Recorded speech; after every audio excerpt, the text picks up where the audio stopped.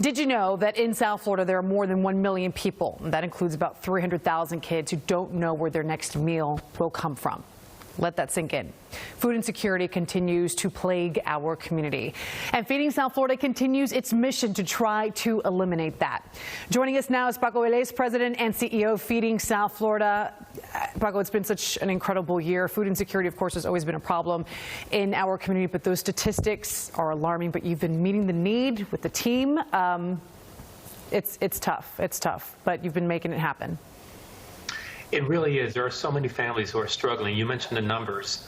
Prior to the pandemic, we saw 706,000 individuals across the four-county area from Palm Beach to the Keys that needed assistance.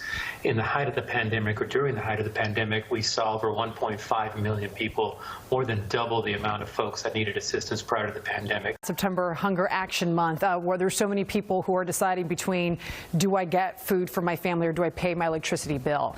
We can make a difference and step up right now. Tell us more. So we actually absolutely can. A Hunger Action Month is really designed to raise awareness about the issue of food insecurity across our territory, across our region, and across our country.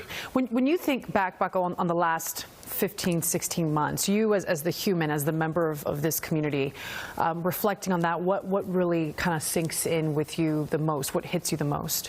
The human spirit is what hits me the most. A lot of families with that broken spirit coming through our lines, needing assistance for the very first time, not knowing where they were going to get their next meal, not knowing when this is all going to end, when they're going to go back to work, and watching people coming in just scared and afraid. But the resilience of that human spirit as our community came together and really helped families get through this terrible time and hopefully continue to get through this terrible time as families get back on their feet. Look, an empty pantry, an empty refrigerator, and a hungry belly, not just for an adult, but for kids.